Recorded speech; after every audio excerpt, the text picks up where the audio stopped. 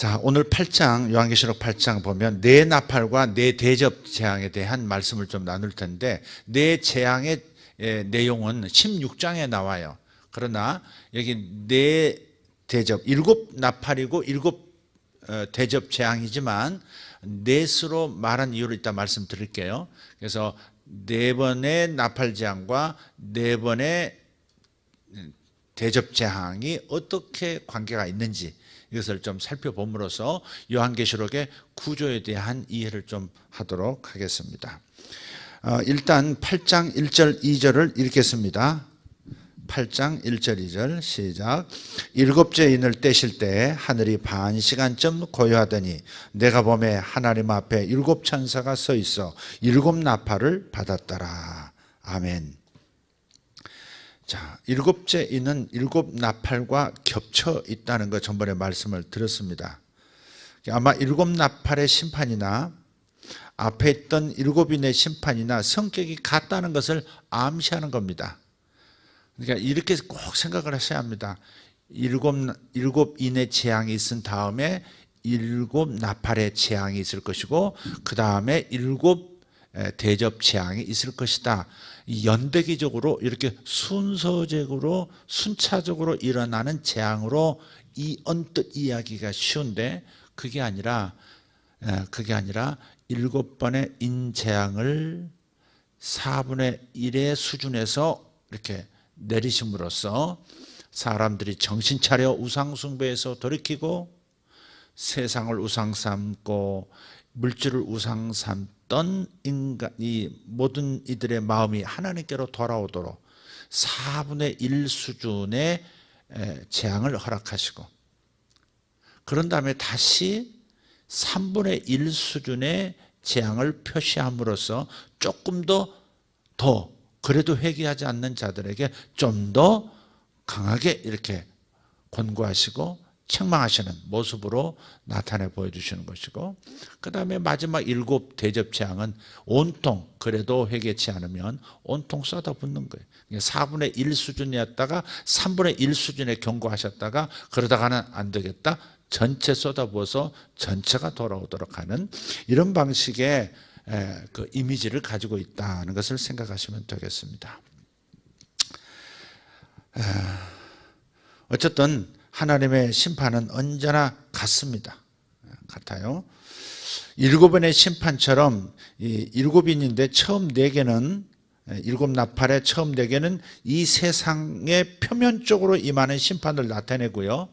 5째부터 7째는 영적인 성격의 심판을 묘사하고 있어요. 요 나팔 심판도 그렇고 나팔 재앙이라고 표현한 게 맞습니다. 나팔 재앙도 그렇고 대접 재앙도 마찬가지입니다.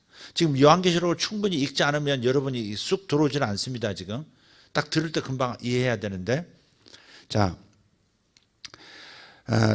어쨌든 강도를 더해가는 심판이 나타날 뿐이지 같은 심판이 계속 역사 속에서 항상 교회 바깥에 있는 세상에 내리고 있다는 것을 말씀하고 있는 거예요.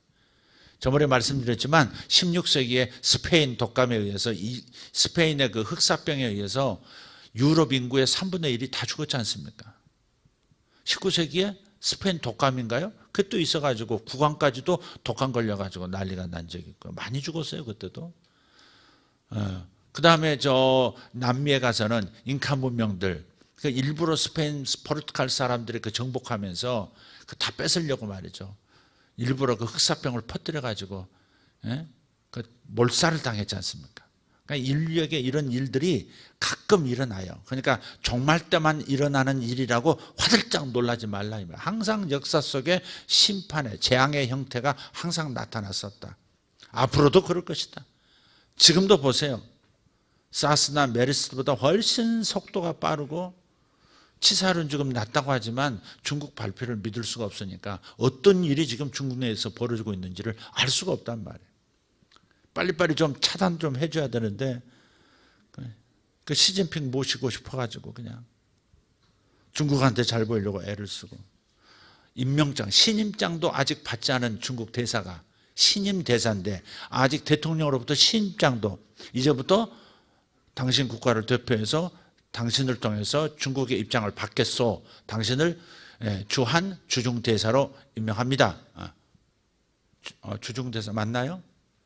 한중대사, 중국 한중대사로 임명합니다. 이렇게 문 대통령이 줘야 되잖아요. 아그레망을 이렇게 줘야만 그 다음에 끝나는 거 아니겠어요?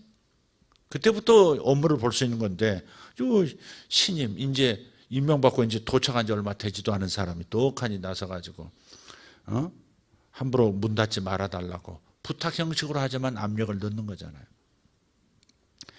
그러니까 중국이란 나라는 우리가 약하게 보이면 안 되는 나라, 이건 틀림없어요. 빨리 차단도 좀 해야 되는데, 어쨌든 지금 중국의 상황은 심상치 않은 건 틀림없죠, 그죠? 우한시만이 아니라 다른 13개 도시가 지금 폐쇄가 지금 되어 있는 상황이고, 알 수 없는 숫자가 지금 죽어서 그냥 세계 화장터 매일 209씩 화장할 수 있는데, 하루 24시간 609를 하루에 처리할 수 있는데, 그거 다 처리 못해서 쌓인 것도 봤다는 그 영상도 있거든요. 그러니까 꼭 병원에서 잡히는 숫자만이 아니라 바깥에서 그냥 병원 들어가지도 못한 채 죽는 사람도 많은 거죠, 지금. 그래서 굉장히 어려운 일이 지금 중국에서 시작이 됐는데, 어쨌든 우리는 두려움을 가지는 말, 조심은 하되 두려움을 가질 필요가 없다. 하나님이 이러한 우환이 생길 때마다 이스라엘 백성을 고센 땅에서 이렇게 보호하셨듯, 아멘. 10가지 재앙이 애굽에 내릴 때도 이스라엘 백성들은 고센 땅에서 이렇게 보호하셔서, 흑암이 덮였을 때도 이스라엘은 이상하게 빛이 있고, 개구리 재앙, 이재앙, 우박 재앙, 온갖 재앙이 일어나는데, 장자의 죽음까지도. 그런데 이스라엘 사람들은 하나도 손상되지 않는 그런 축복이 있다, 이 말이죠. 그러니까 하나님의 교회에 대해서는 철저하게 당신의 팔로 안으시고, 회개하지 아니하고 끝까지 하나님을 대적하는 세상에 대해서는 스스로 죄에 의해서 심판을 받는 그것을 그냥 놔두신다, 이 말이죠. 물론 거기에도 하나님의 자비가 작동하고 있지만 돌이키게 하기 위한 허용이라고 믿습니다. 그래서 우리가 이런 그 하나님의 역사를 생각하면서 이 재앙을 좀 대했으면 좋겠다 하는 겁니다. 중요한 것은 이것입니다. 8장에서 7나팔의 처음 4가지와 7 대접 재앙의 처음 4 대접 재앙에서 묘사한 이미지는 주로 출애굽기 10장에서 따온 것입니다. 빌려온 것입니다. 출애굽기에 나오는 10가지, 애굽에 내린 10가지 재앙, 거기서 이미지를 따와서 메시지를 지금 보내고 있는 것이지, 실제로 지상에서 말세에 실제로 벌어질 현상이 아니라는 것입니다. 상징적인 메시지를 담은 묵시문학 코드인 것입니다. 그대로 그런 일이 일어날 것이라고 읽으면 두려워집니다. 아닙니다. 그래서 이걸 한번 비교해 보도록 할 것입니다. 1절에 보면 어린 양이 7째 인을 떼실 때 하늘이 반 시간쯤 고요하더라 그랬어요. 여러분, 드라마나 어떤 연극에서 1막 끝나면 어때요? 막간이라는 게 있죠. 막간이라는 게 있어요. 그 막간에 무대 닫고 조금 조용하죠. 그리고 무대가 다시 열리면서 다시 2막이 시작되잖아요. 마치 반 시쯤 고요하더라, 그 말은 약간 반 시간쯤 지금 무대가 닫히고 조용한 거예요.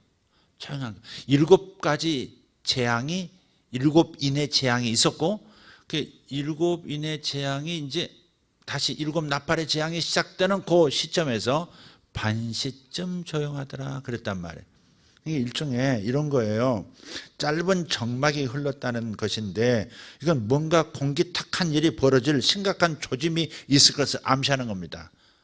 전번보다 더 심각한 일이 벌어질 수 있다 하는 어떤 침묵, 약간 긴장되는 그런 침묵을 보여주고 있는 거예요. 그러니까 일종의 요한계시록 드라마처럼 unfolding of the drama 하듯이 펼쳐진 드라마를 펼칠 때 이렇게 막간도 있고, 이렇게 아주 드라마틱하게 이렇게 표현하고 있는 글이 요한계시록이에요. 8장 2절을 보면 고요한 중에 7천사가 7나팔을 받았기 때문에 이제 곧 무서운 재앙이 시작이 됩니다. 재앙이 순서대로 전개되고 있지만 실은 연대순이 아니라 역사상 계속해서 임하는 심판, 즉 교회 밖의 세상에 항상 내리는 주님의 심판입니다. 정말 때만 일어나는 것이 아니라 항상 언제든지 일어날 수 있는 심판이다. 3절 4절 읽겠습니다. 3절 4절 시작. 또 다른 천사가 와서 제단 곁에 서서 금향로를 가지고 많은 향을 받았으니 이는 모든 성도의 기도와 합하여 보좌 앞 금제단에 드리고자 함이라. 향연이 성도의 기도와 함께 천사의 손으로부터 하나님 앞으로 올라가는지라. 아멘. 이 나팔을 불기 전에 금향로가 등장해요. 이 금향로가 어디 나오죠? 그 앞에 한 번 더 나오죠. 5장 8절에서 금향로가 나와요. 5장 8절을 읽어보면 이렇습니다. 그 두루마리를 취하심에 네 생물과 24장로들이 그 어린 양 앞에 엎드려 각각 검은 거와 향이 가득한 금대접을 가졌으니 이 향은 성도의 기도들이라. 그렇죠? 요 금향로가 나올 때는 항상 기도가 함께 나와요. 금향로의 향연이 성도들의 기도와 합해서 하나님 앞으로 올라갑니다. 자, 이것은 뭐냐면, 뭘 가르치냐면, 하나님의 계획과 교회의 기도가 일치할 때 하나님 앞에 상달이 되고, 그리고 응답이 쏟아진다는 겁니다. 이게 금향로에 받은 향로와 성도의 기도가 합해진다. 이 표현은 뭐냐? 하나님께서 받으심직한 기도가 있다, 이 말이에요. 이게 성도들의 기도와 그래서 하나님의 계획이 일치할 때 하나님 앞에 올려지는 것이고, 그리고 땅에 응답이 된다는 것을 상징하고 있습니다. 다시 말해서 참된 기도는 하나님의 목적과 의도와 계획에 초점을 두는 것입니다. 우리가 기도할 때 하나님의 계획과 하나님의 의도와 일치하는가를 항상 의식해야 합니다. 내가 하나님의 목적과 일치하는 기도를 하고 있는 것인가? 나는 단지 나의 필요만을 요구하는 것인가? 하나님의 필요와 부합하는 기도를 하는 것인가를 생각해야 한다. 우리가 신앙이 어릴 때는 내 필요만을 구할 때가 많고 하나님 그 필요를 또 들어 응답해 주세요. 아멘. 그렇지만 성숙한 자녀라면 부모의 마음을 헤아리듯이 하나님 아버지께서 가지신 목적과 계획과 의도가 무엇인지, 그분의 뜻이 무엇인지를 살피면서 바로 아버지께서 지금 원하시는 그 기도를 올려드려야 되겠다. 아버지의 필요를 풀어드려야 되겠다. 그런 기도를 좀 올려드려야 되겠다. 이런 마음을 갖는 것이 성숙한 신자의 마땅한 기도의 중심이어야 한다는 겁니다. 동의하시면 아멘. 하나님의 필요가 충족되는 것이 중요하지, 나의 필요는 채워지면 감사하고 안 채워져도 됩니다. 이런 자세 가져야지. 내 기도 응답 안 되면 나 삐짐 이렇게 돼서는 안 된다. 나 삐져버릴 거야. 그리고 하나님 원망하고. 그것은 그렇게 미성숙한 거예요. 내 자식 문제 내 뜻대로 안 됐어. 삐짐. 내 재정 문제 빨리 해결 안 됐어. 삐짐. 이런 거 안 된다 이 말이에요. 그러니까 미성숙이죠, 미성숙. 기도를 통해서 하나님의 마음을 알고 하나님 마음속에 담긴 하나님의 목적과 뜻과 계획을 이해하는 것, 그것이 성숙한 사람의 기도의 효력이죠. 기도할 때 하나님의 마음을 아는 게 중요한 것이죠. 하나님의 마음을 느끼고 하나님의 슬픔이 어디 있는지, 하나님의 기쁘심이 어디 있는지 이걸 눈치챌 수 있는 사람들, 그게 기도의 효과여야 하는 것이죠. 그러니까 하나님의 뜻은 이루어져야 하고, 그러나 내 뜻은 이루어지면 감사하고, 이루어지지 않는 것 않아도 그래도 괜찮습니다. 하나님의 더 깊으신 뜻이 있겠지요. 이렇게 생각하면서 기다릴 줄 알고 내려놓을 줄 아는 그러한 신앙, 그게 참 신앙이고 참 기도자의 태도다 하는 겁니다. 따라서 여기서 지금 성도의 기도가 향연과 함께 하나님 앞에 올라간다 했는데, 이 성도의 기도라 하는 것은 내가 작성한 기도 리스트가 아니고 하나님께서 하시고자 하는 일을 구하는 것을 말하는 거예요. 중국이 통째로 주님 앞에 돌아와야 하는데 하나님의 교회를 박해하고 선교사들을 추방하고 목회자들을 감옥에 투옥할 뿐만 아니라 쥐도 새도 모르게 살해하고, 감옥 안에 있는 죄수들 장기를 다, 사형수들 장기를 빼서 팔아먹고 하는 그런 엄청난 일이 일당 독재 공산국가 안에서 비일비재하게 일어나고 있다는 사실을 우리 알고 있지 않습니까? 하나님이 없다는 사상을 대놓고 주창하고, 심지어 백주대낮에 교회 종탑에 기름을 끼얹고 십자가를 불러 태우고 종탑을 불러 태우는 것을 전국이 보도록 방영하고, 그래서 겁을 주고 시진핑 독재 정권에 복종하라고 하고, 또 그런 정권 좋다고 또 뭐 따라가려고 하고, 이게 참 안타까운 일입니다. 그래서 필경 만날 일을 만난 거죠. 하나님을 대적하고 사람을 우상으로, 새롭게 등장한 마오로 자신을 황제로 섬기라고 하는 이 모습이 로마 제국 시대에 황제 숭배하고 다를 바가 뭐가 있습니까? 하나님의 자리에 사람이 올라가고 하나님의 교회는 파괴하고 하나님은 없다 하는 곳에 재앙이 내리는 것 당연하죠. 왜 내 자리 차지해? 하나님이 열받아서 그러는 것이 아니라 우상 숭배와 하나님을 대적하는 죄는 스스로 자폭하는 어떤 현상이 나타나는 겁니다. 다시 말씀 반복하지만 죄는 스스로를 파괴하는 어떤 자폭성, 어떤 시스템이 내재되어 있다는 것을 기억해야 합니다.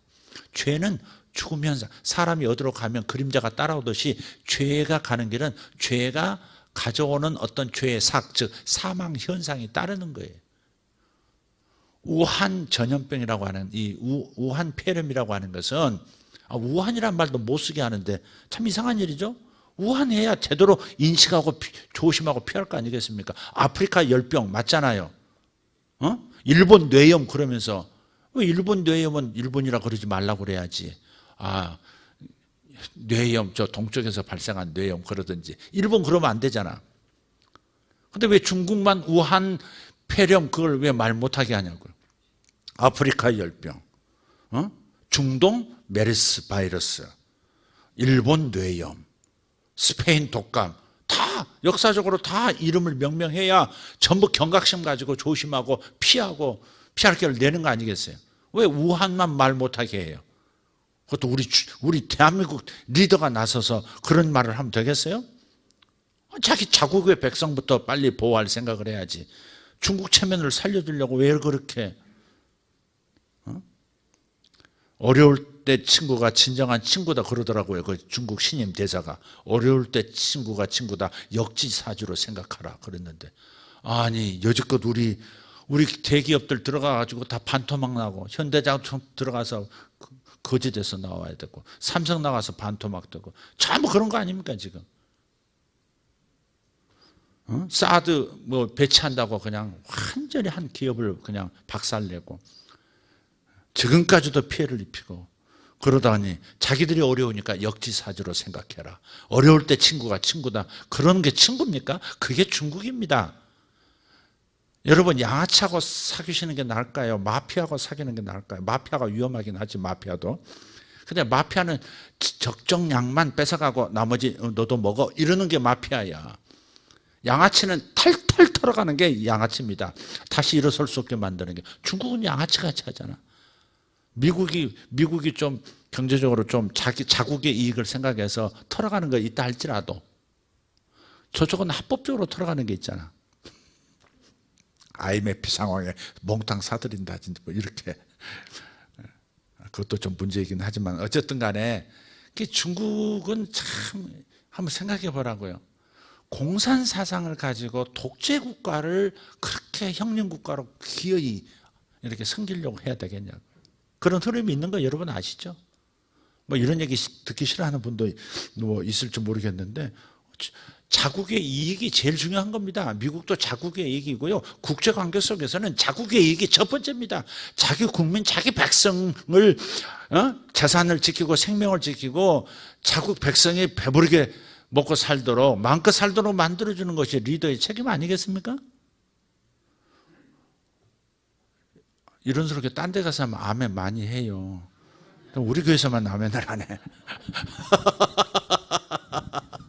아무 때나 아멘 하지 말라니까 그냥 무조건 입 다물어. 그냥 뭐 함정 있는 줄 알고. 내가 이런스럽게 광화문 가서 해봐. 아, 짱짱짱짱, 대한민국 뭐 난리 날걸?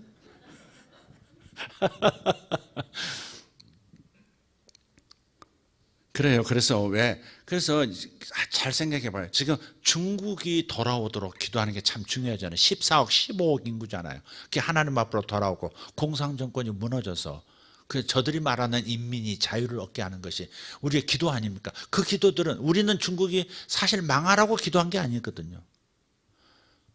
중국 백성들이 자유를 얻고 더불어 잘 살도록 하는 거, 정상적인 삶을 살도록, 그리고 교회가 세워지고 수많은 사람들이 예수 믿고 구원받도록 기도한 것뿐인데 그 기도가 어떤 식으로 응답이 돼요?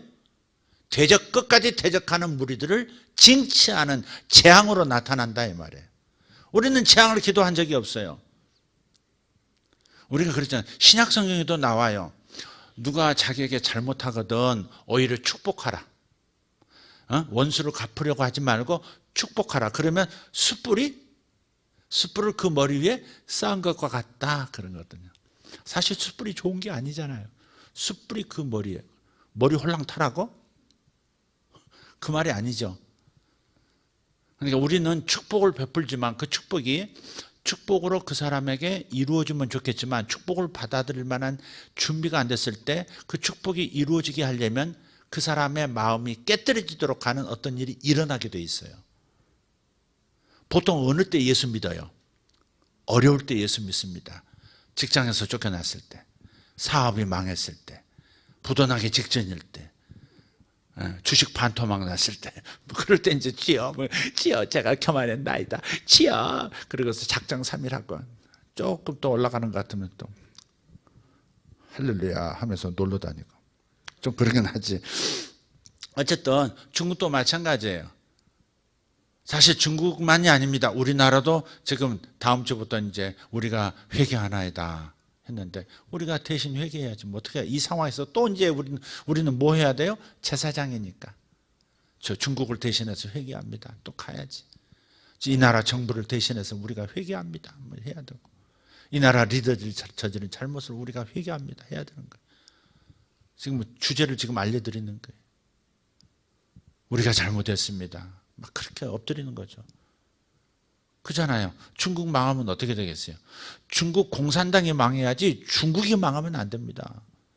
보세요. 지금 부품이 지금 중국 춘절 뭐 요 기간이 길어지고 뭐 연장되고 하니까 벌써 쌓아놨던 부품이 지금 자동차 산업, 전자부터 시작해서 자동차 산업까지 부품이 지금 중국에서 들어와야 그거 가지고 완제품 만들어서 수출할 거 아니에요. 지금 일주일치 버틴다잖아요. 지금 현대 자동차도 일주일치 전자제품 같은 거지 일주일치 지금밖에 안 남았대요. 다음 주 되면 이제 공장 다 문 닫는 겁니다. 아산부터 문 닫고 어디 문 닫고 4개 공장 다 문 닫는데요. 돌아가기를 시스템이 다 멈추는 겁니다. 부품 하나만 없어도 안 되는 거죠. 또 여기서 급조해서 뭐 만들려고 해도 워낙 중국에서 만드는 게 인건비가 싸니까 중소기업이라도 한 달치 하면 1억 원이 쫙 이렇게 상승해 버리니까 돈을 못 버는 거죠. 그러니까 우리가 여러 가지 생각해서 중국 잘 됐다 이러면 안 되고 안 됐다 그러면 안 되고 이제 주님 이만하면 됐습니다. 그만 때리시옵소서 이렇게 주여 이렇게 우리가 회개해야 됩니다. 그게 우리의 운명, 우리의 부르심입니다. 이게. 아멘. 네.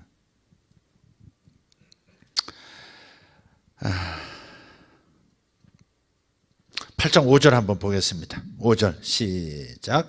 천사가 향로를 가지고 제단에 불을 담아다가 땅에 쏟음에 우레와 음성과 번개와 지진이 나더라. 아멘. 그러니까 하나님의 마음과 합하는 이런 교회의 기도가 응답을 받아서 심판이 내려오는 것을 지금 묘사하고 있는 겁니다.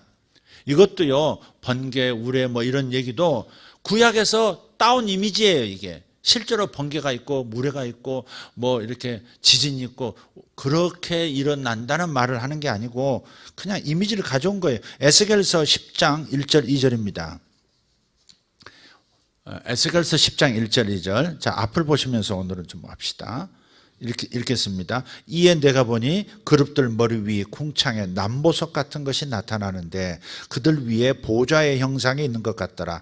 하나님이 가는 베옷을 입은 사람에게 말씀하여 이르시되 너는 그룹 밑에 있는 바퀴 사이로 들어가 그 속에서 숯불을 두 손에 가득히 움켜가지고 성읍 위에 흩으라 하시매 그가 내 목전에서 들어가더라. 예, 보좌 밑에, 보좌 주변에 있는 그룹 천사들 그 밑에 숯불들이 있는 거예요. 그 숯불을 집어다가 이렇게 이스라엘 위에 흩어라. 그게 이제 재앙이 나타나는 거거든요.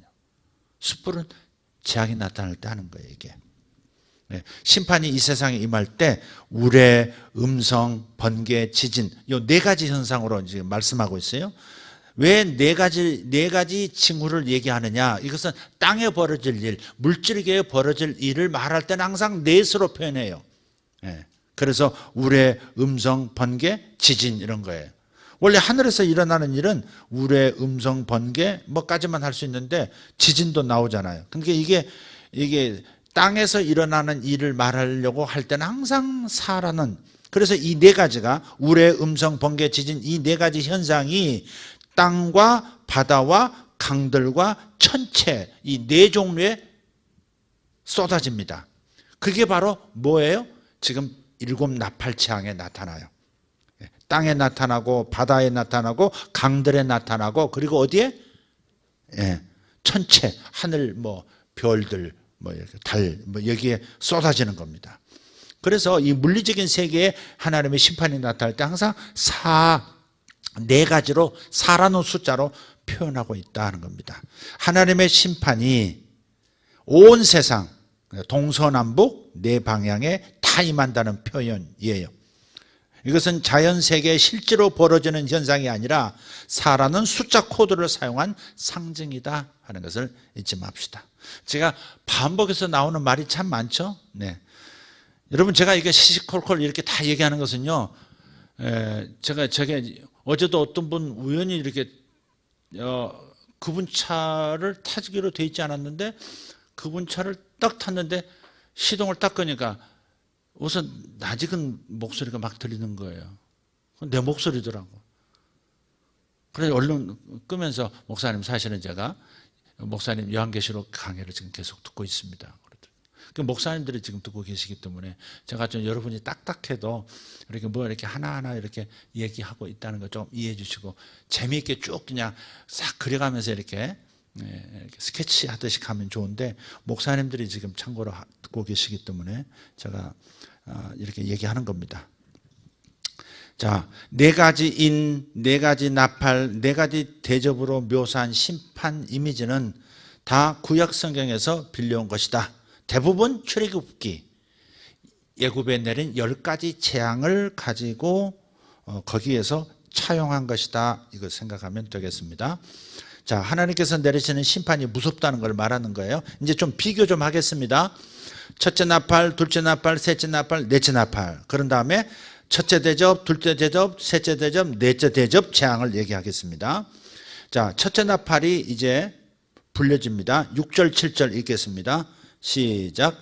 7 나팔을 가진 7 천사가 나팔 불기를 준비하더라. 첫째 천사가 나팔을 부니 피 섞인 우박과 불이 나와서 땅에 쏟아지매 땅의 3분의 1이 타버리고 수목의 3분의 1도 타버리고 각종 푸른 풀도 타버렸더라. 아멘. 이 땅에 피 섞인 우박과 불이 쏟아진다고 하는 이 이미지는 어디서 가져온 거라고요? 출애굽기 9장 13절에서 25절입니다. 출애굽기 9장 23절부터 26절까지 23절부터 26절까지 읽겠습니다. 자, 앞에 보시면 나올 거예요. 읽겠습니다. 시작. 모세가 하늘을 향하여 지팡이를 들매 여호와께서 우레소리와 우박을 보내시고, 여기도 우레소리 우박이 나오죠. 그런 다음 불을 내려 땅에 달리게 하시니라. 여호와께서 우박을 애굽 땅에 내리심에 우박이 내림과 불덩이가 우박에 섞여 내림이 심히 맹렬하니 나라가 생긴 그때로부터 애굽 온 땅에는 그와 같은 일이 없었더라. 우박이 애굽 온 땅에서 사람과 짐승을 막론하고 밭에 있는 모든 것을 쳤으며 우박이 또 밭의 모든 채소를 치고 들의 모든 나무를 꺾었으되 이스라엘 자손들이 있는 그곳 고센 땅에는 우박이 없었더라. 아멘. 자, 이 일은 실제 일어난 일일까요? 일어나지 않은 일일까요? 이 일은 실제 일어난 일입니다. 애굽 땅에. 그래서 출애굽 사건이 있었던 거예요. 그런데 이게 얼마나 혹독한 재앙이었는지 바로 왕의 손을 들고 애굽에서 이스라엘 백성을 내보냈다. 히브리 민족을 내보내줬잖아요. 실제 일어난 일입니다. 어마어마한 재앙이 애굽에 내렸고 그래서 이스라엘이 탈출할 수 있었다. 엑소더스 할 수 있었다라고 하는 바로 그 무서운 심판이라고 하는 이미지를 가져오기 위해서 하나님의 심판은 혹독하다는 것을 알리기 위해서 바로 애굽의 재앙에서 이미지를 가져온 거예요. 여기 불덩이가 우박에 섞여서 내렸다 그랬죠. 그런데 아까 읽었던 요한계시록 8장 6절 7절에 보면 첫째 천사가 나팔을 부니 피 섞인 우박과 불이 나와서 그랬어요. 우박과 불이 섞여진 형태잖아요.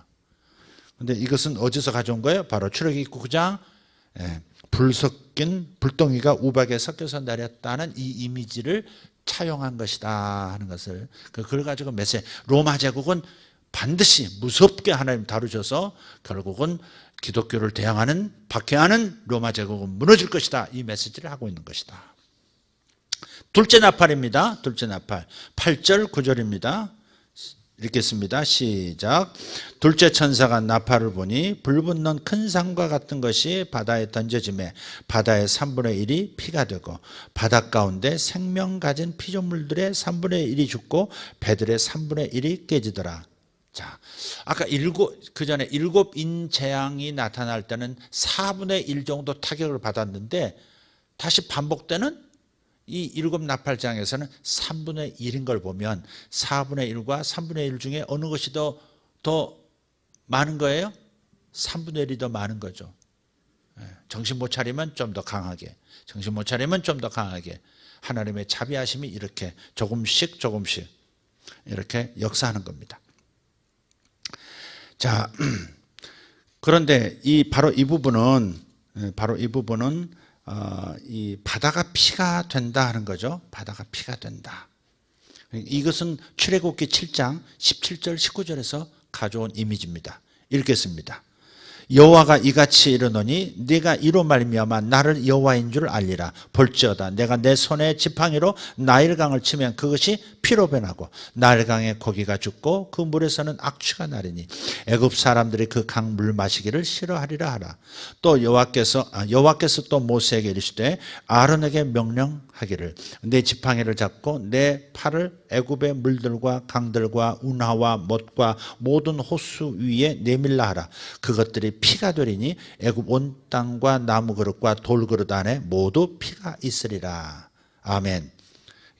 이게 출애굽기 10재앙 가운데 있었던 물이 피로 변하는 재앙이었는데 바로 그 이미지를 가져다가 요한계시록 8장 8절 9절에서 두 번째 천사가 나팔을 부니까 바다의 3분의 1이 피가 되더라 하는 거예요. 여기는 왜 바다만 얘기하죠? 왜 그런 줄 아세요? 로마 제국이 위치했던 곳이 어디입니까? 지중해입니다. 지중해는 배도 있어요. 애굽에는 그렇게 나일 강은 있고 그렇지만 나일강에 기대어서 사는 민족이었지 해양 민족이 아니었거든요. 그러니까 배들도 안 나오고 다 안 나오는 거예요. 예. 그러나 어쨌든 이 지중해 연안에 자리 잡은 로마 제국은 배들도 있고 상인들도 있고 거기에 또 바다가 있고 그런 거예요. 그래서 바다의 3분의 1이 피가 된다라고 이렇게 얘기를 한 겁니다. 자, 세 번째 나팔을 봅시다.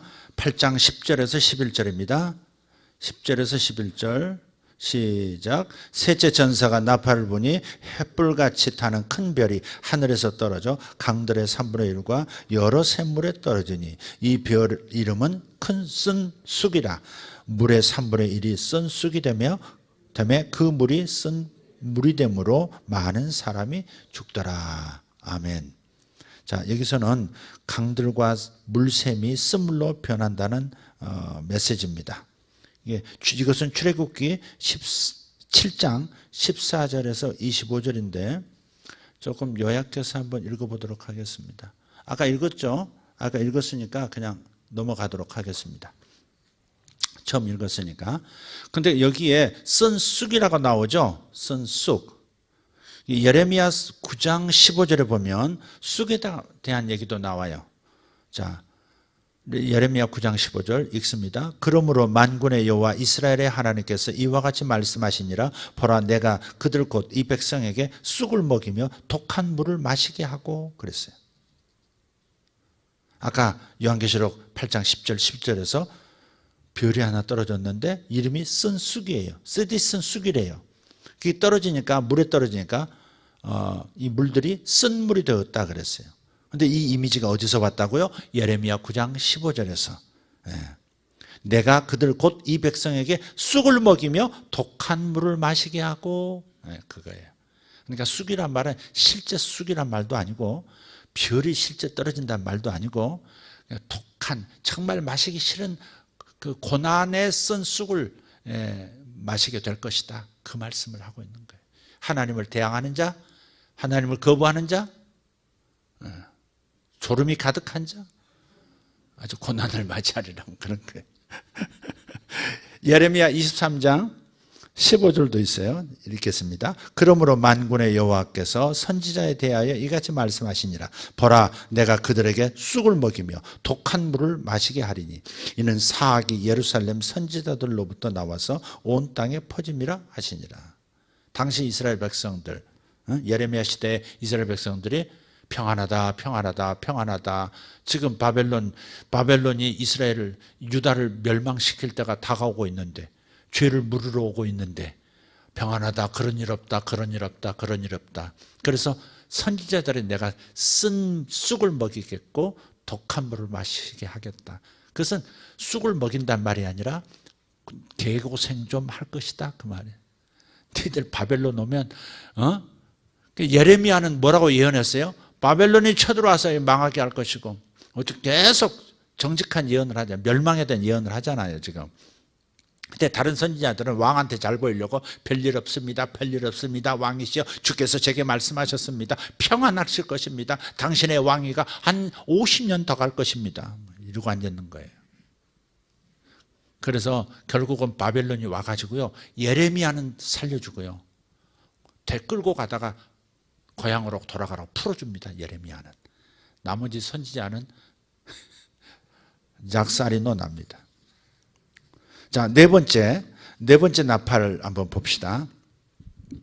네 번째 나팔 12절입니다. 시작. 넷째 천사가 나팔을 보니 해 3분의 1과 달 3분의 1과 별들의 3분의 1이 타격을 받아 그 3분의 1이 어두워지고 낮 3분의 1은 비추임이 없고 밤도 그러하더라. 이제 천체의 변화가 일어난다는 거예요. 여기 지난번 말씀드렸죠.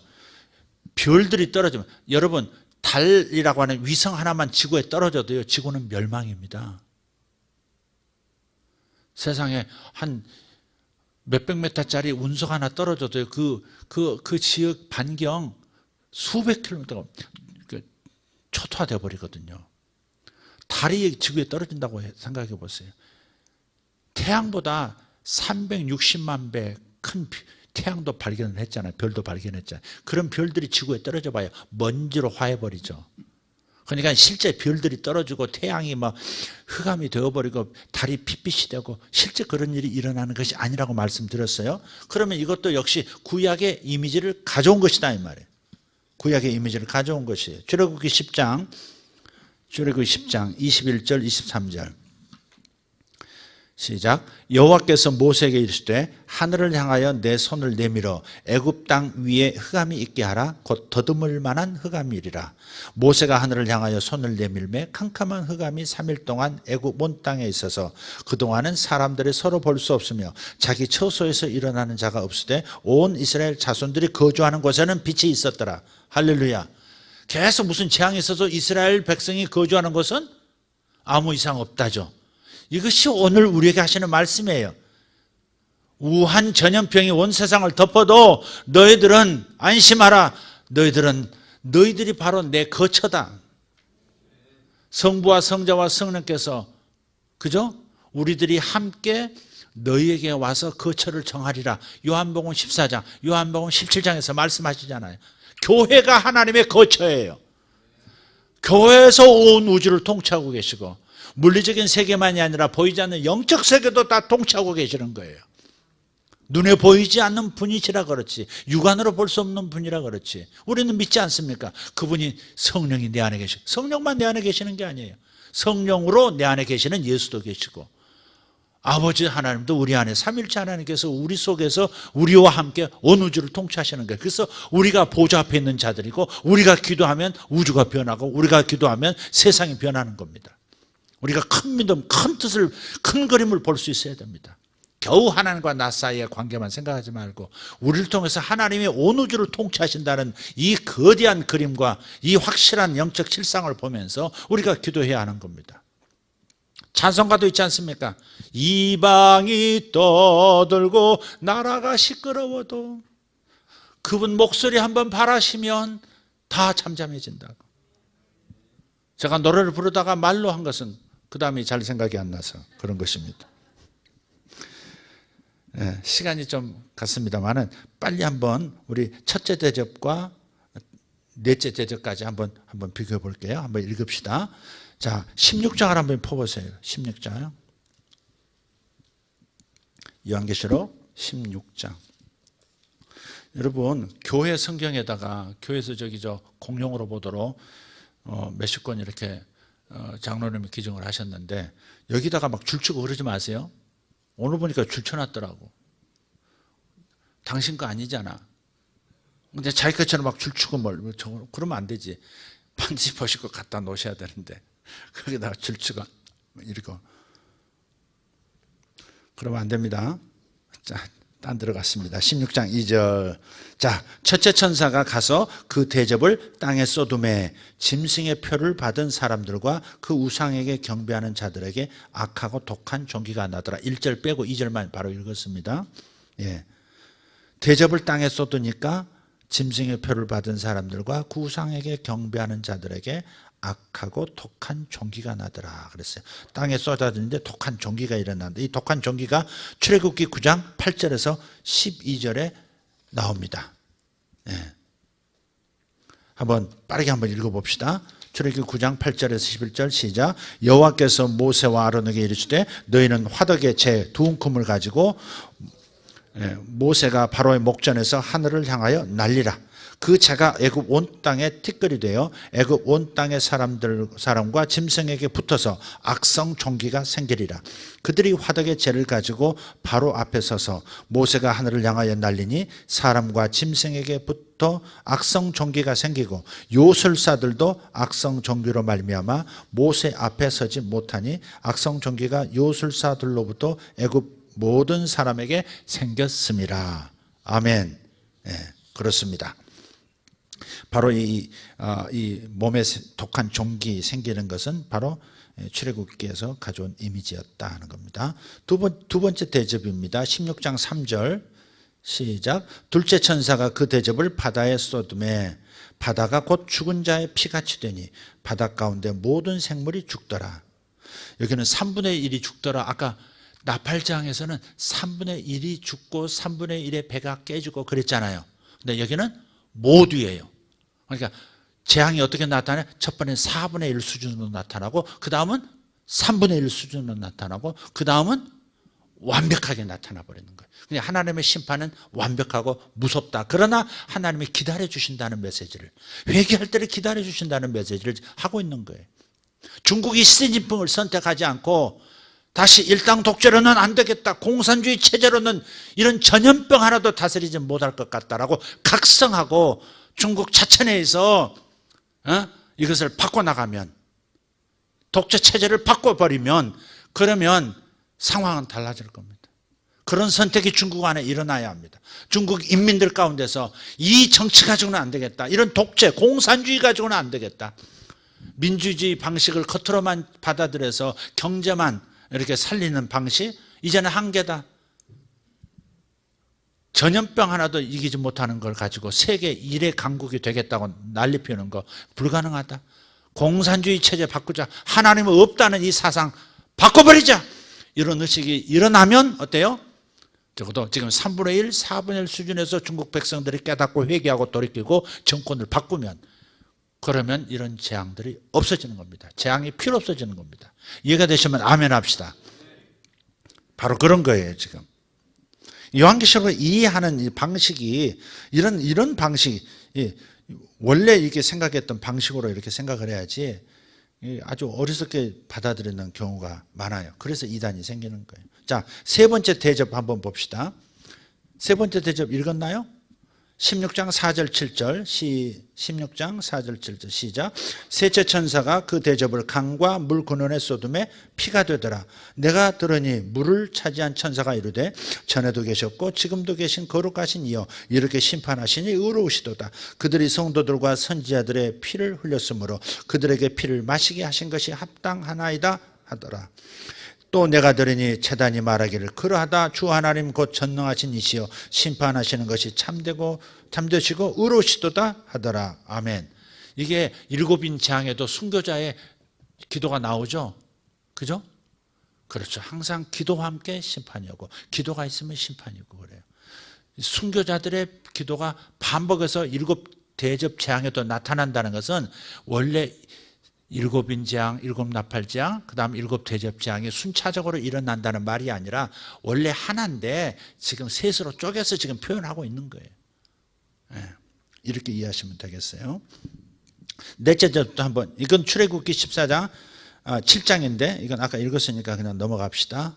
넷째 대접 16장 8절에서 9절입니다. 8절에서 9절 시작. 넷째 천사가 그 대접을 해에 쏟음에 해가 권세를 받아 불로 사람들을 태우니 사람들이 크게 태움에 태워진지라. 이 재앙들을 행하는 권세를 가지신 하나님의 이름을 비방하며 또 회개하지 아니하고 또 주께 영광을 돌리지 아니하더라. 해가 쏟아지고 사람들이 불에 태워지는 거예요. 그것은 출애굽기 10장 21절 23절입니다. 한번 읽겠습니다.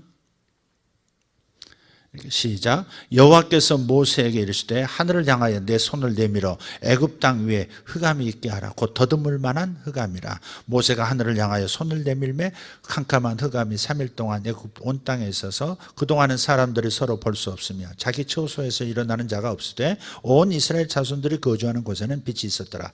물론 태양을 하나님께서 다루신다 하는 거죠. 흑암이란 말은 하나님께서 태양을 빛을 발해서 태우기도 하시고 캄캄하기도 하시고.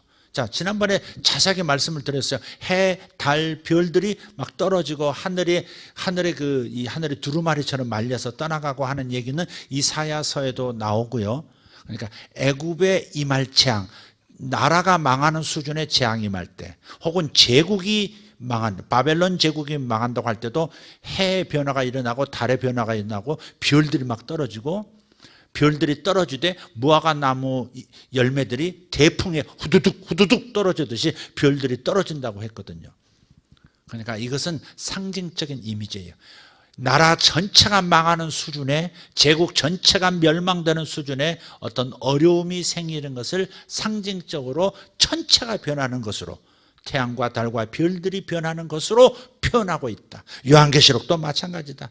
마지막 종말 때 하늘에 별들이 떨어지는 이야기를 그대로 받아들이면 이것은 요한계시록을 오해하는 것이다 라고 말씀을 드렸습니다. 자, 이 모든 것들을 한번 보세요.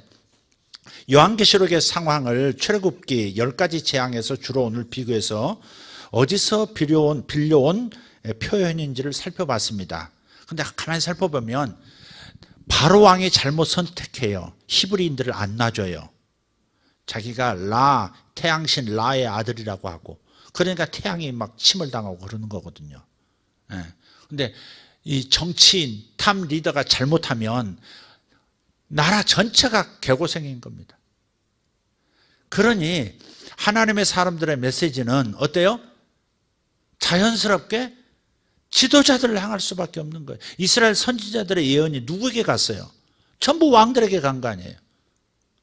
지도자들에게 너희들이 잘못 선택하고 너희들이 잘못 결정하고 너희들이 우상을 선택하니까 온 나라가 이렇게 기근이 있고 온 나라가 전쟁에 휘말리고 온 나라가 땅을 떠나서 다른 나라에게 식민지로 먹히고 끌려가고 이렇게 되지 않느냐.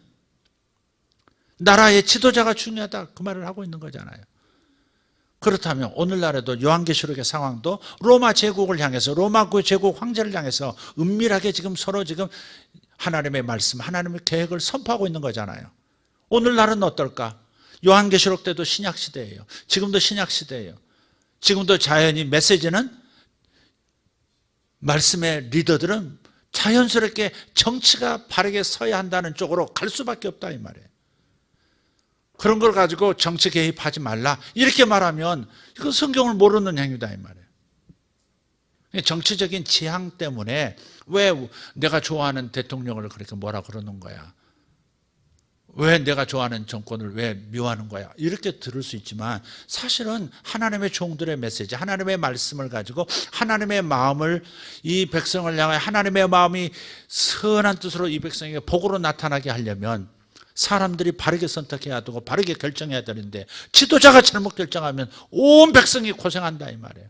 경제에서 고생하고 국력이 약화돼 버리고 세계에서 그냥 우리 대한민국이 그냥 길거리 돌멩이보다 더 천하게 여김을 받는 상황이 될 수도 있단 말이에요.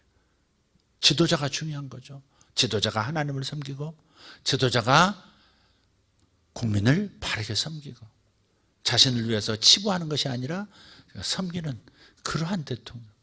사실 이승만 대통령도요.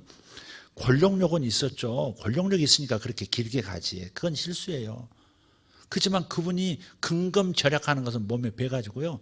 대통령 내내 프란체스카 여사가 계속 양말 꼬매서 또 기운데 또 꼬매고 그 엄청난 권력을 몇 번의 대통령 하면서도 치부할 수 있는데 돈이 하나도 없는 거예요 이분이.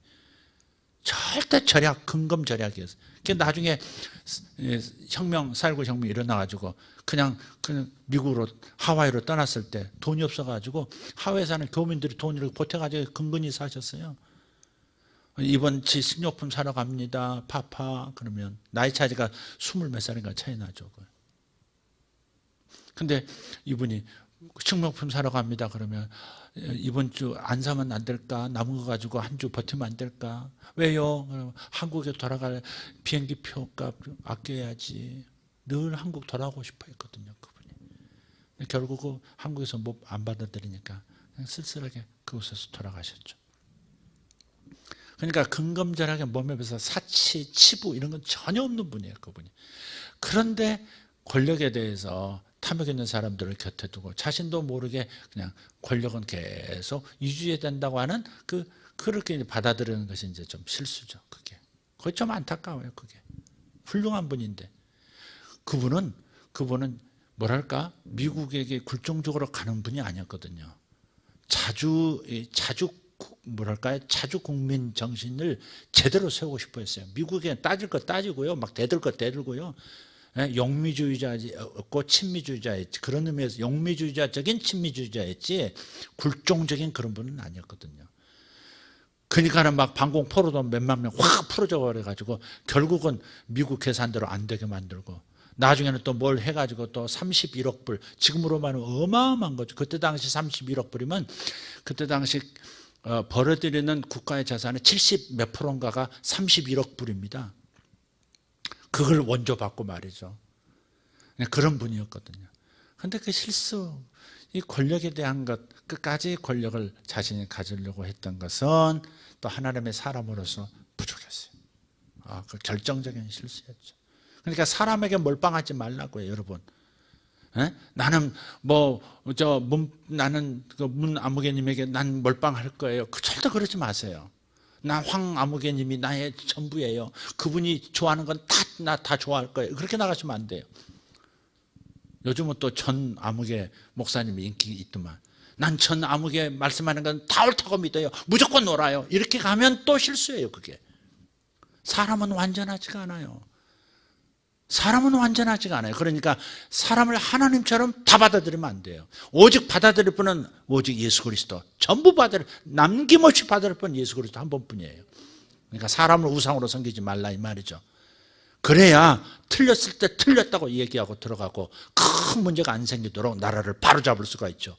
국민들이 자기 종복을 제대로 세워야지 종복을 주인으로 섬겨버리니까 항상 사고가 터지고 감옥 가고 죽고 그러는 거예요. 그게 몰빵하지 말라고.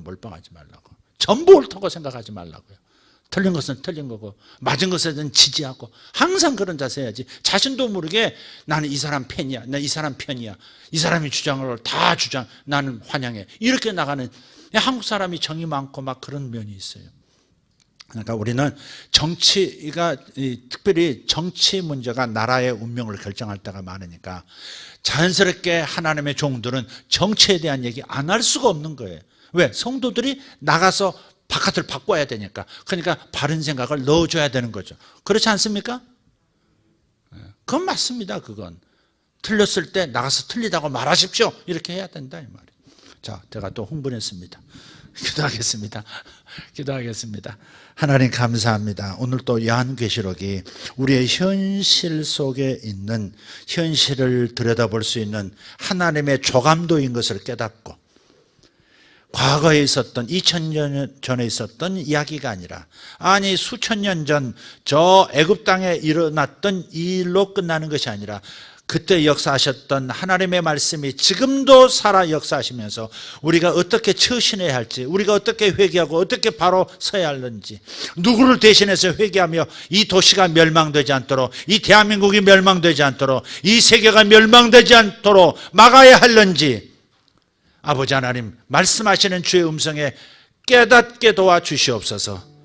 깨우치게 도와주시옵소서. 주님, 이 나라가 달라질 줄 믿습니다. 하나님께서 지금 쓰시는 종들이 많습니다. 정치계 안에서 쓰시는 종들도 있고 경제계 안에서 지금 해답을 가지고 준비하고 있는 그런 종들도 있는 줄 믿습니다. 세계 속에 우뚝 서서 온 세계를 섬길 만한 슈퍼국가가 되도록, 초인류 국가가 되도록 아이디어를 이미 가지고 준비하는 수많은 과학자들, 리더들이 있는 줄 믿습니다. 주님, 그들을 드러나게 주시옵소서. 참된 지도자들이 드러나게 주시옵소서. 저는 특별히 하나님의 아들, 딸들 가운데서 리더들이 많이 출현하기를 원합니다. 주님, 오늘 이 시간 우리가 함께 기도하며 이 일이 일어나도록 주님 앞에 구하려 합니다. 대한민국을 온 열방을 섬기는 제사장 국가가 되게 하시려는 주님이시여, 주님, 우리가 그 힘을 갖도록, 그러한 도덕성을 갖도록, 그러한 지혜를 갖도록 주님 우리를 훈련시키고 계심을 감사합니다. 주님께 영광과 찬송을 올려드립니다.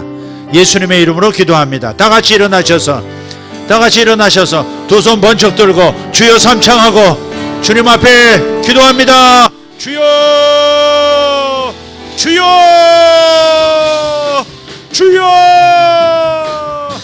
아버지여, 감사합니다. 우리 하나님, 하늘의 하나님, 땅을 주관하시는 하늘아버지 감사합니다. 우리에게 하나님 기회를 주시고 지금도 깨닫도록 역사하시는 주님, 중국 백성들이 깨닫게 하여 주시옵소서. 아버지, 중국 국민들이 깨닫게 하여 주시옵소서.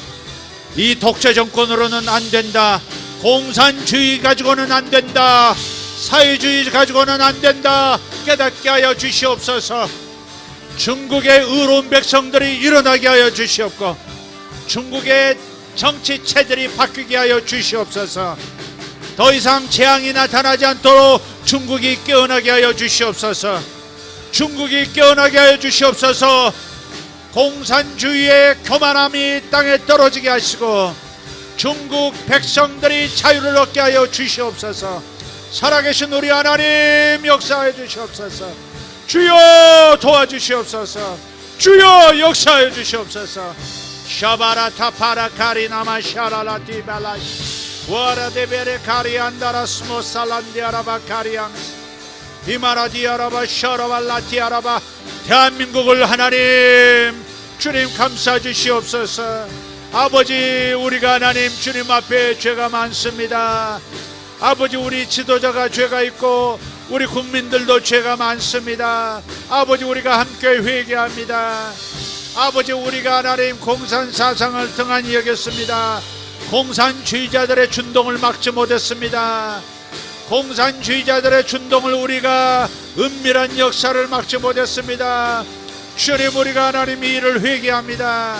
아버지, 우리의 젊은이들이 오염되고 우리의 어린 세대가 하나님 오염되도록 학교 교육을 방치했습니다. 아버지, 학교 교육을 방치했습니다. 교육계를 하나님 이제는 뒤집어 봐야겠습니다. 교육계가 하나님을 경외하는 신앙으로 아버지 아이들을 가르치는 그 방향으로 돌아오게 하여 주시옵소서. 아버지, 진화론이 땅에 묻히게 하여 주시옵고 하나님의 창조론이 환하게 나무처럼 자라게 하여 주시옵소서. 아버지 하나님, 잘못된 사상, 공산사상이 가르쳐지지 않도록 아버지 하나님 거기에 사상들을 바꿔주시옵고 아버지 하나님 핵심 리더들을 하나님 드러나게 해주셔서 아버지 이 나라 교육계가 치료되게 하여 주시옵소서. 이 나라 교단들이 치료되게 하여 주시옵소서. 이 나라의 노동계도 치료가 되게 하여 주시옵소서. 만국을 치료하는 생명나무의 잎사귀를 저 아버지 노동계 하나님 얹어 주시옵소서.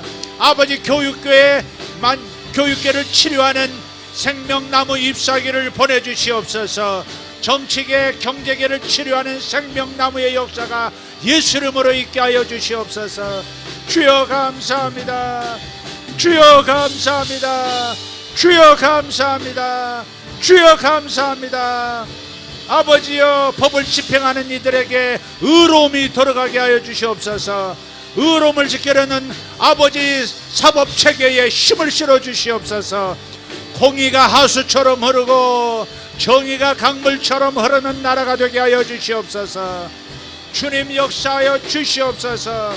주여, 우리를 도와주시옵소서. 우리의 목소리를 들어 이 땅에 하나님 새 일이 일어나게 하시고 아버지, 우리의 기도가 상달되어 이 나라가 제사장 나라, 왕같은 제사장 나라에 아버지 명분을 얻게 하여 주시옵고 아버지 하나님 교회가 다시 한번 명분을 얻어 이 땅을 지도하는 하나님의 리더들이 되게 하여 주시옵소서. 교회가 왕같은 권세를 발휘할 수 있도록 하나님 도와주시기를 원합니다. 주님 감사합니다. 주님 감사합니다.